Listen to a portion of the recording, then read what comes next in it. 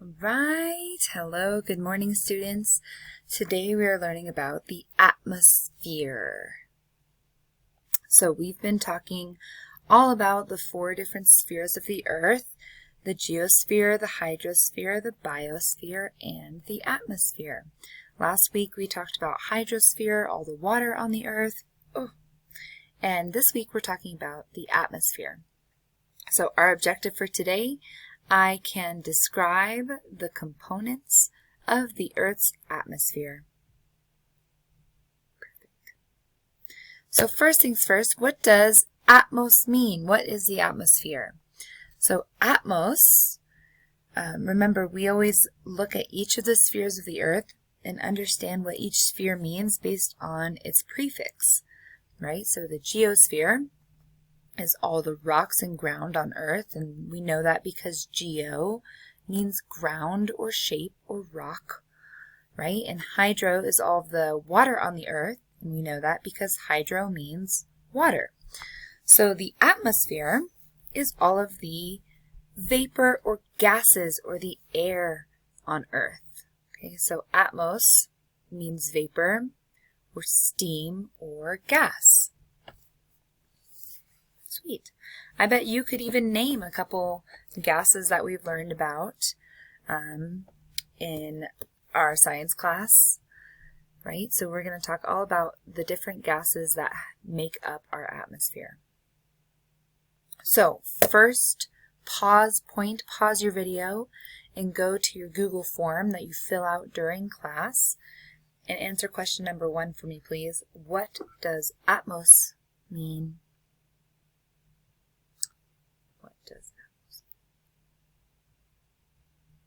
Alrighty, so you should have said atmos means either vapor or steam or gas. Or you could also say air. Awesome. Okay, so the atmosphere is all the gases in the air surrounding our entire planet. It's kind of like a nice cushion surrounding the planet. Oh, there's supposed to be a picture there. Sorry, taking a second to load. There's an image of our atmosphere, right? When we think of the atmosphere, we think of the sky. And it gets a little tricky when we talk about clouds, because clouds are obviously made of water, but they are a hugely important part of our atmosphere. So the atmosphere is all the gas on Earth, and that includes water vapor, right? Water vapor is actually a gas, even though it's also water. So there are some things on Earth that fit into multiple spheres, right? Clouds are one of those things where they're not just a part of the hydrosphere, they're also a part of our atmosphere. So there's another beautiful sky. And when we think about the atmosphere, sometimes we think air and gas is something that we can't really see or we can't really feel. But you guys know, if you've ever stepped outside in your whole life, right, you know that you can feel and see the air around you. Right? You can feel the breeze on your skin, and we can see the colors of the sky and the moisture in the sky, right? We can see clouds and mist. And even when it's a clear day, you can watch the wind move other things, right? It can move branches or blow a flag in the wind. So it's easy for us to tell that the atmosphere is actually made of stuff. It's made of matter, right? It's actually made of something. Even though sometimes it's tempting to think that it's invisible or it's not really there, just because it's so vast. Okay, here's one more picture of our beautiful atmosphere, which comes in all the different colors of the rainbow, of course. Okay, so with this mysteriously sort of invisible force around us, this atmosphere which covers our entire planet, the question that we ask ourselves, and the question we want to be able to answer today, is what is it made of? What is this atmosphere made of? What does it consist of? So we know the atmosphere, just like the geosphere and the hydrosphere and the biosphere, the atmosphere is made of matter, right? Everything in our universe is made of matter or energy. So since the atmosphere has mass and it has volume, right? That's our clue. We know that the atmosphere is made of matter because it has weight to it, right? It takes up space. Just like if I were to blow up a balloon, the air molecules would fill the inside of that balloon. And it's the same in the atmosphere, right? Those gases have actual substance to them. That's why you can feel the wind on your cheek on a nice day. Okay, so the atmosphere is made of atoms and molecules. So our question today is, which atoms, which molecules fill our atmosphere? I know what you're probably thinking. Most of us, when we think of the atmosphere, we think, oh, well, it's made of oxygen, right? That's the air that we breathe, is oxygen. But it turns out that oxygen is actually only a small part of our atmosphere.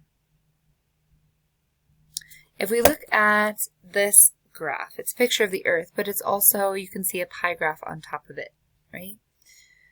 So if we look at this pie graph, you'll see that oxygen is only this slice right here. It's only 21% of our atmosphere.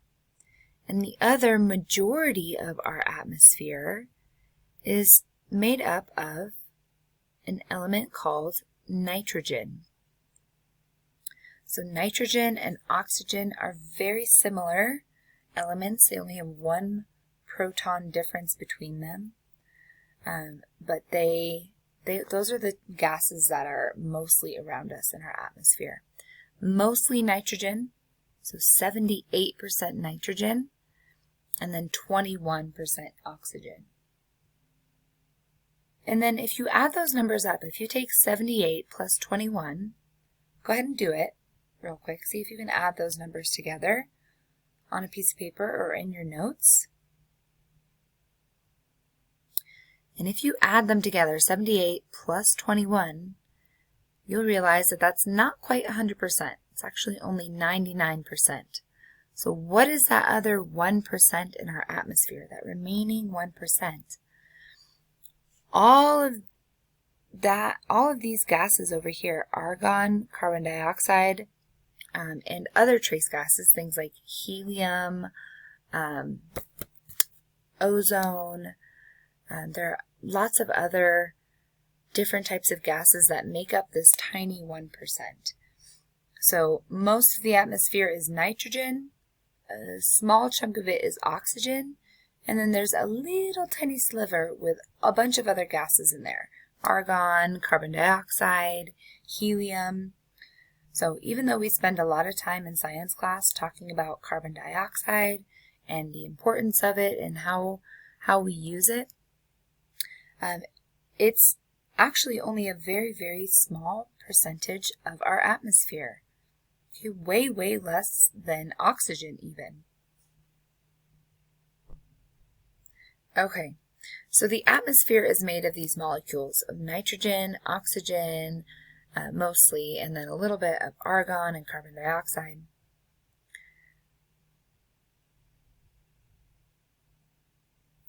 Okay, so at this point, I want you to pause your video, and I want you to answer question number 2 on your Google form. What percentage of air is oxygen? So go back really quickly.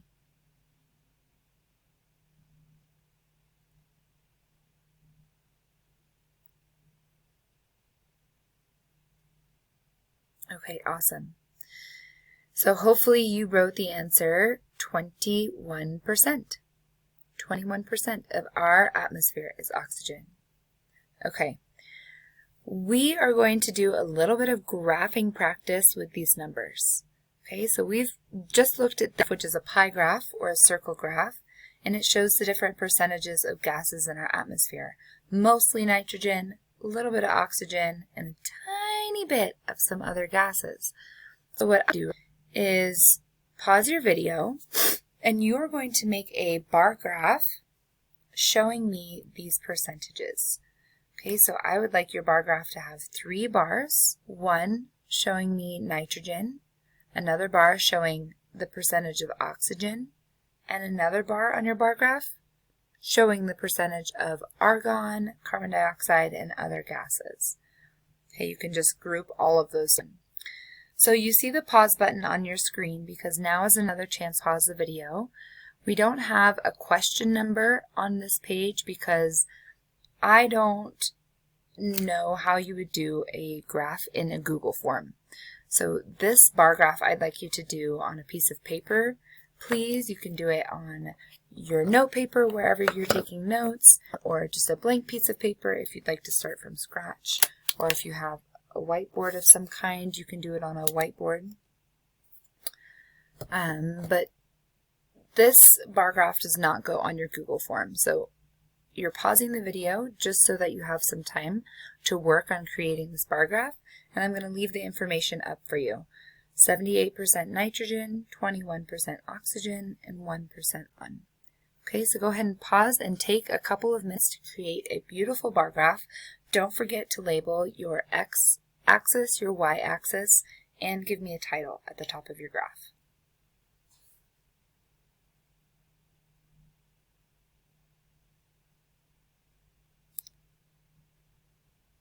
Okay, and hopefully when you're ready, you have pressed play. And here is an example of a beautiful bar graph. So we have a title at the top, it's atmosphere. We have our y-axis labeled. Oops, go backwards. Here's our y-axis labeled with the numbers, the percentages. So from 0 all the way up to 100. 100%, right, is the maximum that you can have. So we have 0 to 100. And then we have our x-axis labeled as well with the different types of gases. So here's our bar for nitrogen, and it goes all the way up to almost 80%, right there at 78%.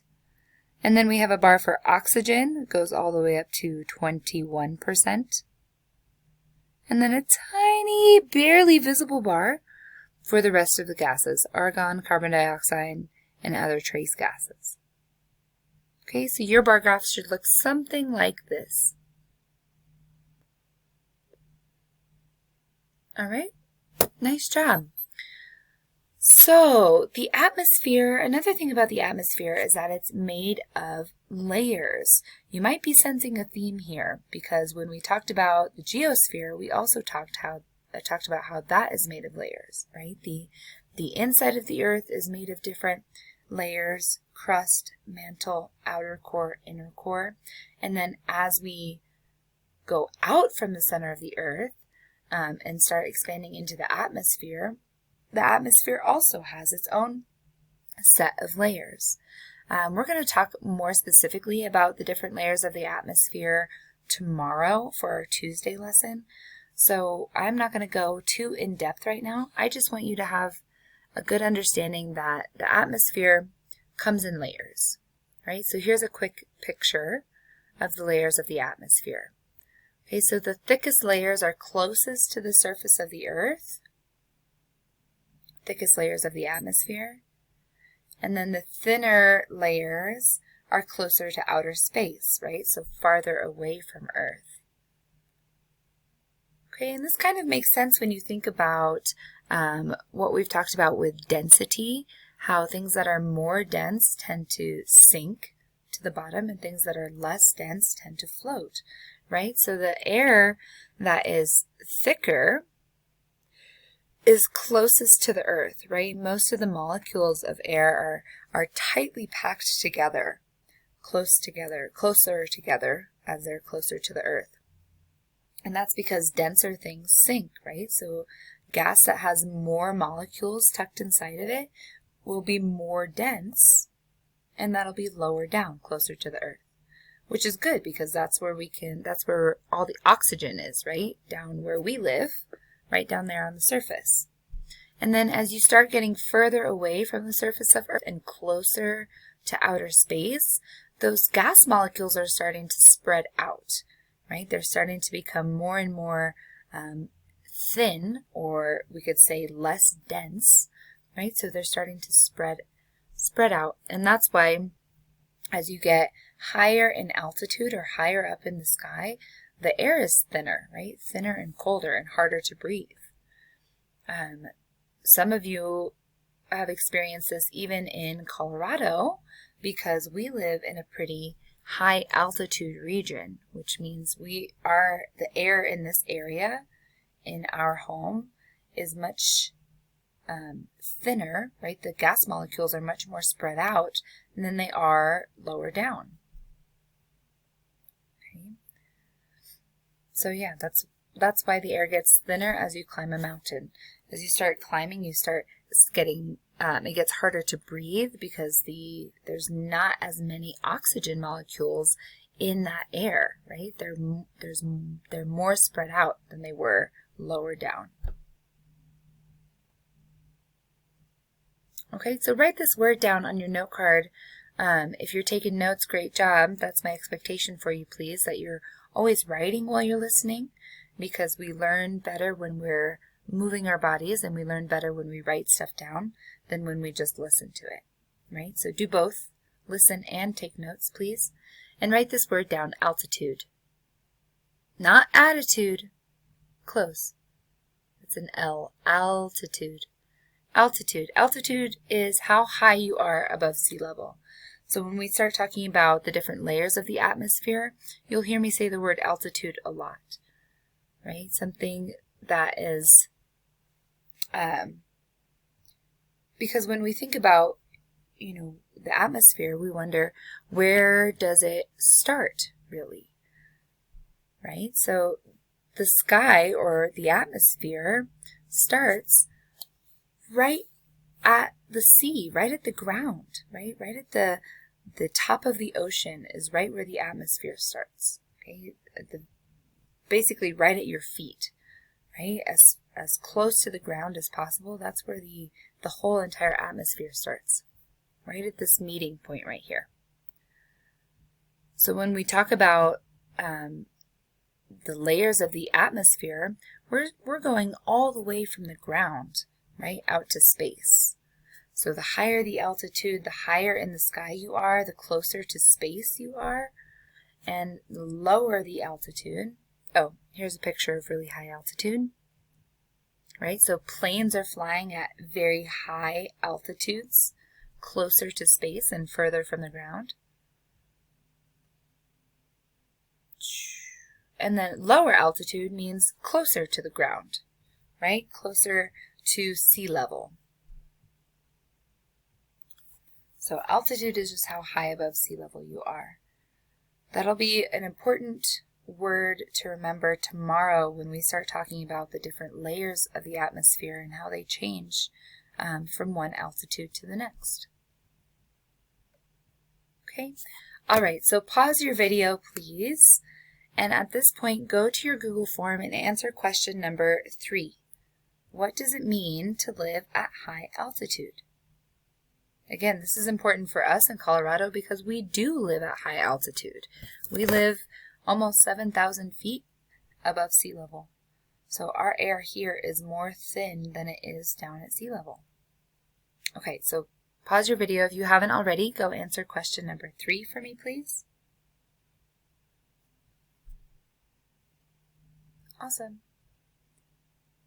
And moving on, there's a cool shot of our Earth, and you can kind of see the thin cloud, a thin haze that's formed by our atmosphere. It's pretty incredible, actually. Okay, so today is just a basic introduction to the atmosphere, what it's made of. So we know the atmosphere is mostly nitrogen, oxygen, and small bits of other tiny gases. We know that the atmosphere is made of multiple different layers, so made of many gases and made of many different layers. And we're going to talk more about those layers later this week. The last thing I want to close with on today's lesson is, why do we care? Why is our atmosphere important to us? And we do this with every sphere, right? When we talked about the geosphere, we want to know, why do we care about the geosphere? How does it How does it help us? Why do we need it? Why do we need to protect it? Same with the hydrosphere. Last week we talked about why is water important and why do we need to protect water. So why is the atmosphere important? Some of the reasons are obvious and some are less obvious, right? The first one, super obvious, our atmosphere allows us to breathe. It helps us breathe. That's one of the ways that it keeps us alive, right? If we didn't have the oxygen and nitrogen and gases in our atmosphere, we would all suffocate. Second thing the atmosphere does for us is it keeps us warm, right? It helps to trap in some of the heat from the sun.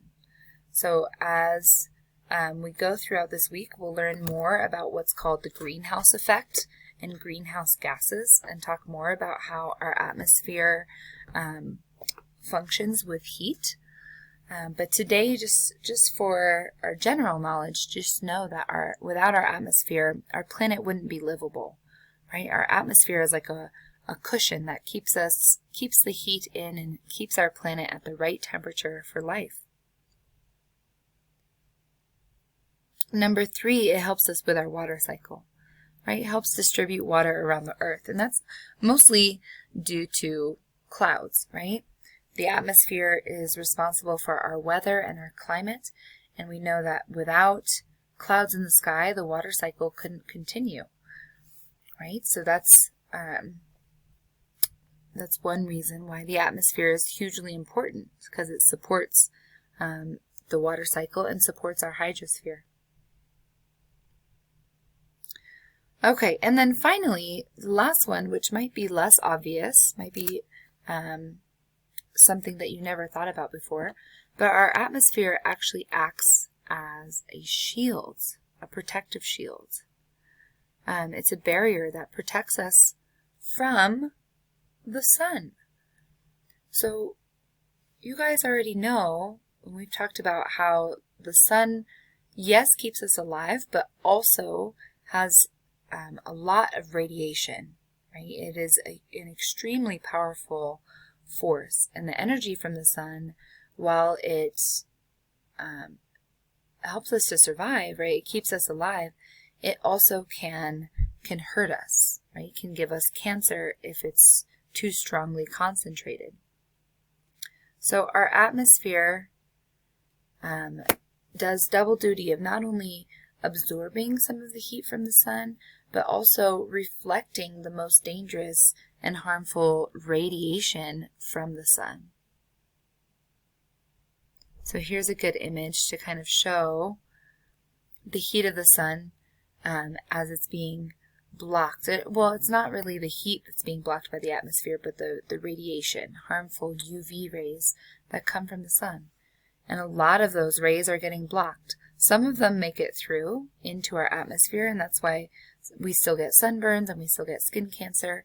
But without our atmosphere, that radiation from the sun would be 10 times more powerful or 1,000 times more powerful. It would be much more harmful to us. Okay, so pause your video. We're on to, I believe, our last question on that Google form.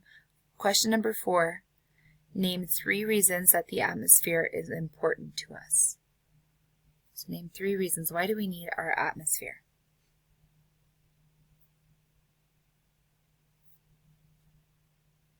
Alrighty. So hopefully you wrote something along the lines of our atmosphere lets us breathe, keeps us warm, gives us water, and protects us. Protects us from the sun. Ta-da! Oh, I missed that last. There it is. I love this picture. I love this picture of the sky. Our atmosphere is something else. It is really a magnificent treasure to behold. Isn't that just so pretty? I could look at that all day.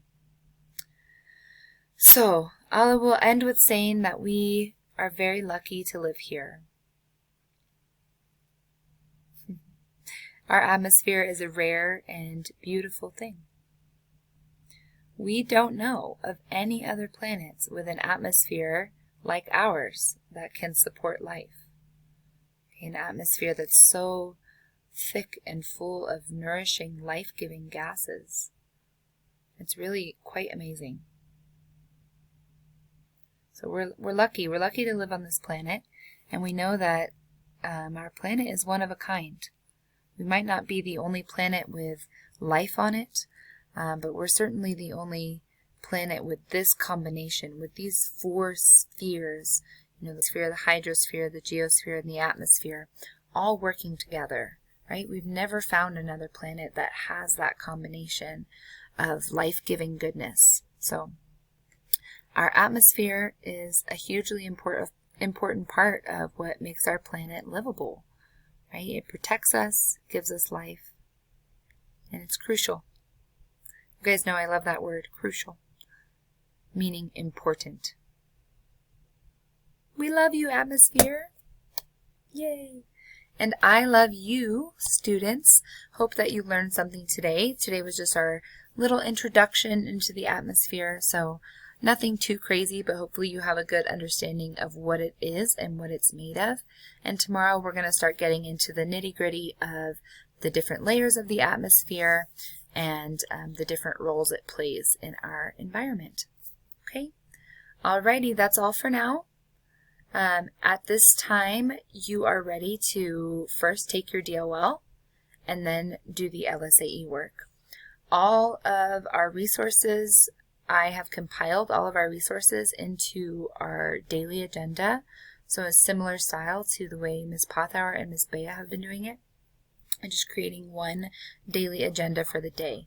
So if you're not sure where to find your DOL or your LSAE work, go back to your Google Classroom and look at your daily agenda, okay, from today. Alrighty. Okay, send me a message if you have any questions, and I will see you in class later on. Okay, love you. Bye.